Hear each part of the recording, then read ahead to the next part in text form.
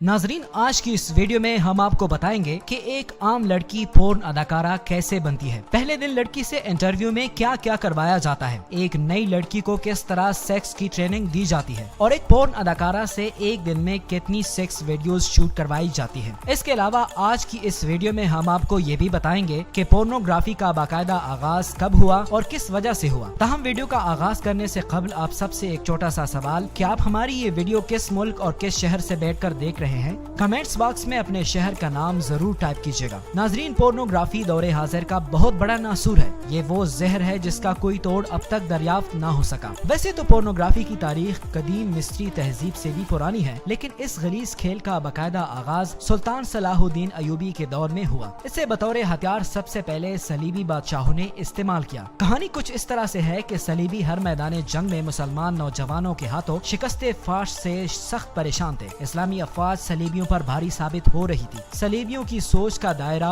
उस वक्त बदला जब 1.5 लाख मुसलमान फौज ने बहरे ओकियानूस के साहिलों पर 15 लाख सलीबी जंगजू लाशों का ढेर कर दिए। इस मौके पर सलीबी अफवाज का बादशाह रिनाल्डो फूट फूट कर रोया और आखिर एक बड़ी मीटिंग का इनेकाद हुआ। इस मीटिंग में मुस्लिम और सलीबी अफवाज का मवाजना किया गया। मालूम हुआ कि मुसलमान रात भर सजदों में रोते हैं और दिन भर मैदानों में जी जान से लड़ते हैं। इनके अंदर एक दुनिया आबाद है जिसे वो ईमान कहते हैं। यही ईमान इन्हें दुनिया के हर खौफ और लज्जत परस्ती से दूर रखता है। मगर दूसरी तरफ सलीबी फौजी रात भर जिना की महफिलों और दुनिया की रंगरलियों में मशगूल रहते हैं। लिहाजा ये दुनिया छोड़कर एक नए जहां का खौफ इन्हें शिकस्ते फाश से दोचार करता है। इसके अलावा दौरान जंग मुसलमान फौजियों की आंखों से जो वहशत टपकती है वो सलीबी कुव्वतों पर खौफ तारीक कर देती है। इसके साथ नाराए तकबीर, अल्लाह अकबर की सदाएं और मुसलमानों का अपनी अपनी जगह पर फौलाद बन जाना भी सलीबियों के लिए एक बहुत बड़ा मसला बन गया था। सलीबियों की इसी तारीखी मीटिंग में हरमन नामी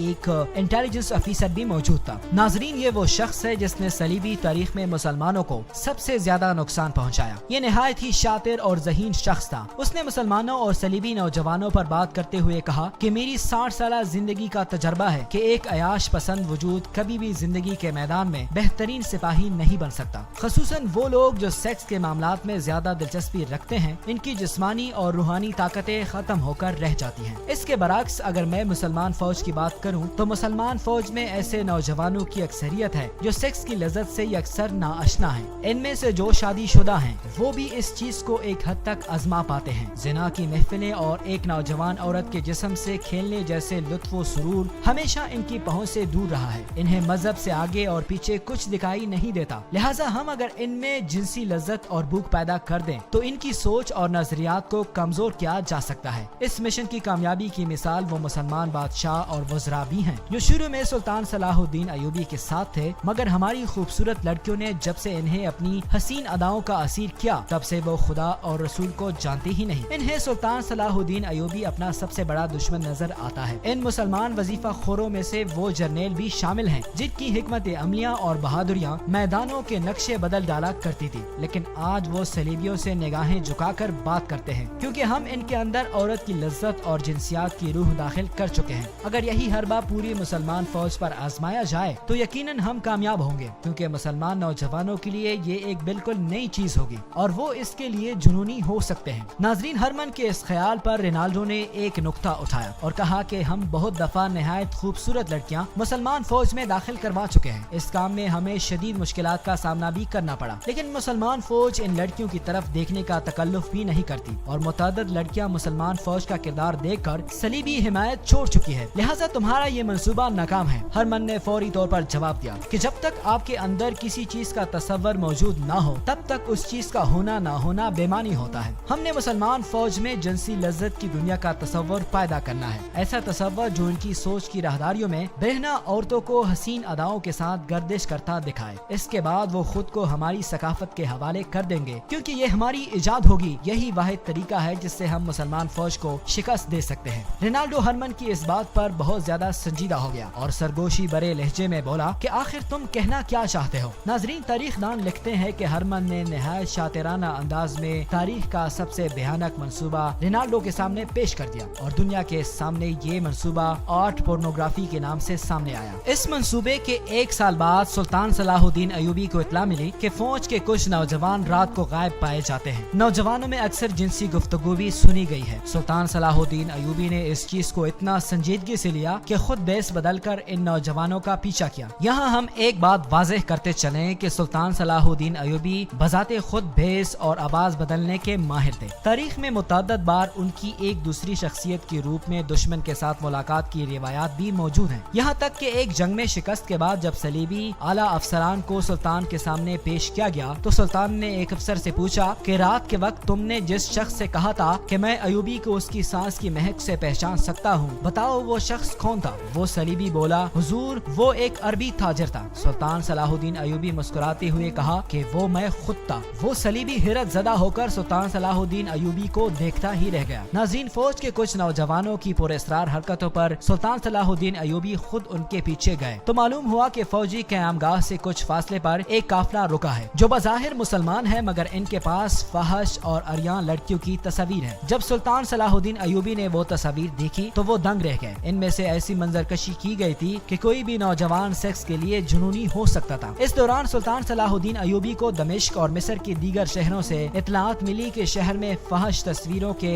कुबाखाने खुल गए हैं जहाँ जिनसी इश्तियाल अंगेज तस्वीरें दिखाई जाती हैं और नौजवानों को जिनसियात की बाकायदा तालीम दी जाती है। साथ ये भी लिखा था कि मुसलमान नौजवान बड़ी तेजी से बुराई की तरफ माइल हो रहे हैं। सुल्तान सलाहुद्दीन अयूबी ने फौरी तौर पर अपनी जंगी पेशकदमी रोकी और पोर्नोग्राफी के इस नासूर के खिलाफ मास खोला। इस हवाले से सुल्तान सलाहुद्दीन अयूबी ने एक तारीखी तकरीर भी की। उन्होंने कहा कि हर कौम की ताकत उसका अच्छा या बुरा किरदार होता है। दुश्मन हमारी असल ताकत का अंदाजा लगा चुका है, लिहाजा अब वो हमारे सामने आने की जुर्रत कभी नहीं कर सकता। इसलिए अब दुश्मन हमारे कौमी किरदार पर हमला आवर हुआ है, क्योंकि जरूरी नहीं कि जंग मैदानों में हो, जंग सोच और रवैयों की भी होती है। जो कौम इस पर गालिब आ जाती है वो फतह याब होती है। नाज़रीन, सलीबी इंटेलिजेंस ऑफिसर हरमन एक निहायत ज़हीन और शातिर इंसान था। अगर आप पूरी सलीबी तारीख का मुताला करें तो आपको ये शख्स पूरी सलीबी तारीख में छाया हुआ नजर आएगा। सलीबी जब हिम्मत हार चुके थे तो इस शख्स ने उनमें जान डाल दी। इनके मंसूबों पर अमल करते हुए दुनिया के मशहूर मुसव्विर और मंजर निगारों को मुंह मांगी कीमत पर खरीदा गया। इनसे लड़कियों की ऐसी फहश और उरियां तस्वीर कशी करवाई गई कि देखने वाला बस देखता ही रह जाता। वो सेक्स जिस पर लोग एक हद तक तवज्जो देते थे फिर उसके बारे में बेहद सोचने लगे। सलीबी बादशाह ने जब अपने इस मंसूबे को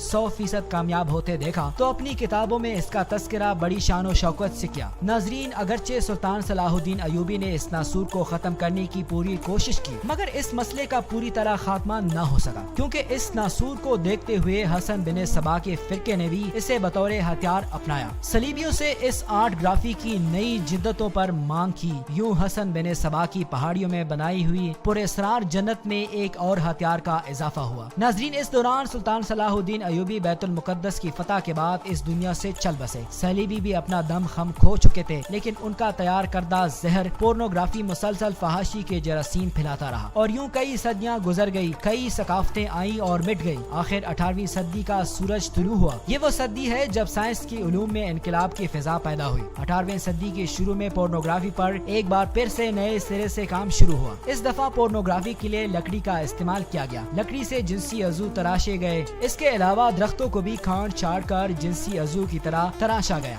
फ्रांस में हुए इस तमाशे को देखने के लिए लोगों का हुजूम लग गया। लोग बेपनाह दिलचस्पी से लकड़ी के बने जिनसी सामान और दरख्तों पर हुई ज्यादती देखने जोक दर जोक आ रहे थे। इस वुड पोर्नोग्राफी से लोगों में जिनसी आजाद ख्याली पैदा हुई, लिहाजा लोगों की दिलचस्पी को देखते हुए अमेरिका, फ्रांस और लंदन में वुड पोर्नोग्राफी के छोटे छोटे पोर्न हाउसेस खुल गए। नाजरीन, 1839 में कैमरा इजाद हुआ। इस इजाद ने साइंस की दुनिया में जहां एक बहुत बड़ा चमत्कार किया, वहीं ये बहुत जल्द पोर्नोग्राफी का अहम हथियार भी बन गया। 1855 में पहली दफा इसे पोर्नोग्राफी के लिए इस्तेमाल किया गया, लेकिन इस कैमरा पोर्नोग्राफी में मसला ये था कि कैमरा तस्वीर की सिर्फ एक ही कॉपी बनाता था। इस तस्वीर को बहुत ज्यादा शेयर नहीं किया जा सकता था, लेकिन ये मसला उस वक्त हल हुआ जब 1863 में प्रिंट इजाद हुआ। इस इजाद के साथ ही सेक्स तस्वीर से भरपूर प्ले कार्ड्स और जिनसी खाके लोगों के हाथों में आ चुके थे। 1871 में जिनसी तस्वीर ब्लैक एंड व्हाइट रिजल्ट में पूरी शिद्दत के साथ मार्केट में आ चुकी थी और फिर 1876 में वीडियो टेक्नोलॉजी के वजूद में आते ही यूरोपीय ममालिक में फिल्म साज इंडस्ट्री का ढांचा बनना शुरू हुआ। इसके साथ ही तारीख में पहली बार पोर्न इंडस्ट्री का आगाज हुआ। पहली पोर्न फिल्म 1895 में रिलीज हुई, जिसे अवामी नुमाइश के लिए फ्रांस में पेश किया गया। ये पहली पोर्न फिल्म 16 मिनट की थी, जिसमें एक ब्रहना लड़की को मुख्तलिफ अदाएं ادائیں پیش کرتے ہوئے دکھایا گیا۔ یہ فلم نہایت منافع بخش ریکارڈ کے ساتھ مقبول ہوئی۔ اس کے بعد لوگوں میں سیکس کی خواہش ضرورت سے بڑھ کر جنون میں بدل گئی۔ یوں یورپ کی گلی کوچوں میں لوگ بےہودہ مذاق اور چھیڑخانی کرنے لگے۔ پھر یہی چیز آگے چل کر یورپی ثقافت کا حصہ بنی۔ ناظرین، 19ویں صدی میں کیمرہ ٹیکنالوجی میں مزید بہتری آئی اور مناظر پہلے سے زیادہ صاف اور معیاری ریکارڈ ہونے لگے۔ اس کے ساتھ ہی فرانس اور دیگر یورپی ممالک نے سرکاری سطح پر پورن تھیٹر کھول دیے، جہاں پورن اداکاروں کی پیداوار کا سلسلہ شروع ہوا۔ 1920 تک یورپی تہذیب پوری طرح سے پورنوگرافی کے اس زہر میں ڈوب چکی تھی۔ عوام سرعام سڑکوں کو اپنا بیڈ روم بنائے اپنا شوق پورا کرنے لگی۔ ساحل سمندر عیاشی کے اڈے بن گئے۔ میاں بیوی ایک دوسرے کے حقوق سے بھاگنے لگے۔ ناظرین، 1970 میں پورنوگرافی کا زہر برے صغیر میں داخل کرنے کی کوشش کی گئی۔ پہل یہ صرف تصاویر پر ہی مشتمل تھا، لیکن اس کی ویڈیوز دکھانے کے لیے کمپنیز نے پاکستان اور بھارت سے پورن سینماس بنانے کی اجازت مانگی، لیکن اس کے جواب میں نہ صرف انکار کیا گیا بلکہ پورنوگرافی کو ایک باقاعدہ جرم قرار دیا گیا۔ دوسری طرف یورپی ممالک میں سیکس ویڈیوز کی ڈیمانڈ کم ہونا شروع ہو گئی، کیونکہ ایک ہی سین ہر فلم میں دیکھ کر عوام بور ہونے لگی۔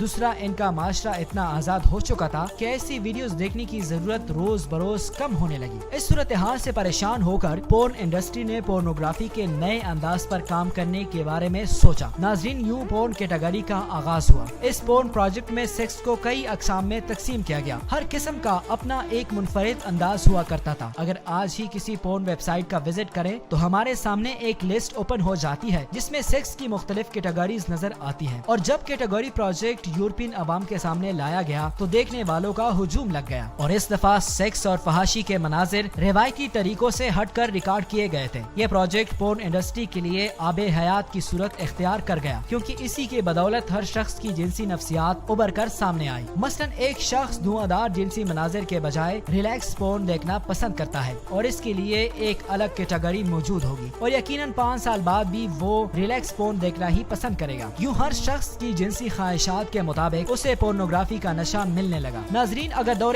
حاضر کی بات کی جائے تو آج کے دور میں ٹیکنالوجی کی مدد سے پورن انڈسٹری اتنی ترقی کر چکی ہے کہ آج پاکستان سمیت دنیا کے ہر شخص میں موبائل فون اور انٹرنیٹ کی مدد سے ہر کوئی پورن ویب سائٹ تک بآسانی رسائی حاصل کر سکتا ہے، اور پورن انڈسٹری کو چلانے والا یہ مافیا اتنا طاقتور ہو چکا ہے کہ اس کو اب روکنے کی کسی بھی ملک میں جرت نہیں۔ یہ لوگ دنیا بھر سے خوبصورت لڑکیوں کو پیسوں کا جھانسا دے کر اس غلاظت میں کھینچ لاتے ہیں اور ان کو بلیک میل کر کے ان سے ایسی ویڈیوز شوٹ کرواتے ہیں۔ پورن انڈسٹری کی مشہور زمانہ پورن سٹار میاں خلیفہ سے تو آپ سب بخوبی واقف ہوں گے، لیکن اس کا ایک عام لڑکی سے پورن سٹار تک کے سفر کی داستان سن کر یقیناً آپ سب کے ہوش بھی اڑ جائیں گے۔ لبنان کے شہر بیروت میں پیدا ہونے والی میاں خلیفہ 2001 میں امریکہ منتقل ہو گئی۔ اکتوبر 2014 میں اس نے پورنوگرافی میں کام شروع کر دیا، اور پورنوگرافی کی ایک ویب سائٹ کے مطابق دسمبر 2020 تک میاں خلیفہ سب سے زیادہ دیکھی جانے والی اداکارہ بن چکی تھی۔ کیریئر کا یہ انتخاب اسے اس وقت مہنگا پڑا جب اسے ایک پورن ویب سائٹ میں حجاب پہن کر کام کرنے کی وجہ سے مشرق میں شدید تنقید اور مخالفت کا سامنا کرنا پڑا، لہٰذا اس تنقید کے 3 مہینے بعد اس نے پورن انڈسٹری کو خیر بات کہہ دیا۔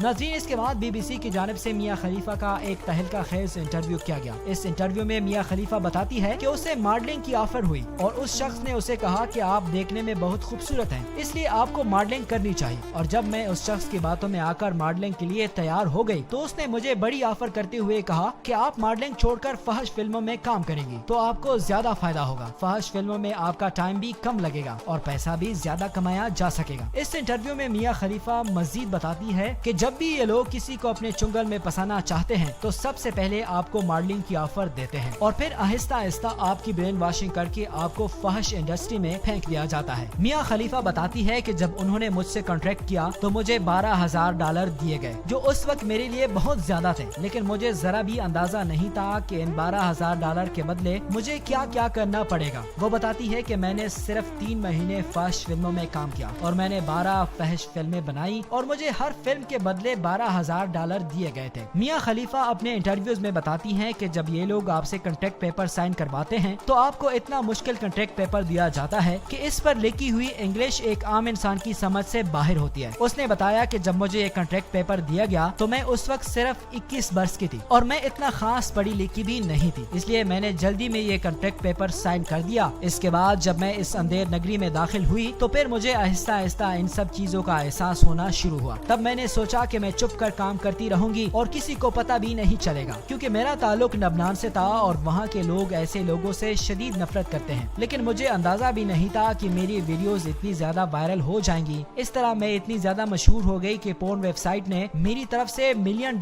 कमाए, लेकिन मुझे सिर्फ $12,000 में ही तनख्वाह दिया गया। मियां खलीफा बताती है कि जब मैं इस इंडस्ट्री के बेहिस लोगों से तंग आ चुकी, तब मैंने इस इंडस्ट्री को छोड़ने का फैसला किया। इसके बाद विकिपीडिया से लेकर मैं हर जगह गई कि इंटरनेट पर मौजूद मेरा फहश मवाद काट दिया जाए, लेकिन मुझे कहीं से भी तसल्ली बख्श जवाब नहीं दिया गया। मियां खलीफा कहती है कि मुझे पहली दफा जब हिजाब पहनकर वीडियो बनाने का कहा गया तो मैंने इनसे कहा कि अगर मैंने हिजाब पहनकर वीडियो बनाई तो लोग मुझे मार डालेंगे। मेरी इस बात पर वो लोग जोर जोर से हंसने लगे। इसके बाद मैं इतना डर गई कि मैं इनको इनकार ना कर सकी, और उस दिन से लेकर आज तक ये वेबसाइट मेरे नाम से लाखों डॉलर्स कमा रही है, लेकिन मुझे सिर्फ $12,000 दिए गए और मैं नहीं जानती कि ये लोग कब तक मेरे नाम से डॉलर्स कमाते रहेंगे। मियां खलीफा मजीद बताती हैं कि एक वीडियो बनाने में 12 से 14 घंटे लग जाते हैं और मुझे ऐसे ऐसे तरीके से सेक्स करने का कहा जाता कि मैं सुनकर कांप जाती, लेकिन वो मुझ पर इतने गालिब आ चुके थे कि मैं उनको इनकार नहीं कर पाती।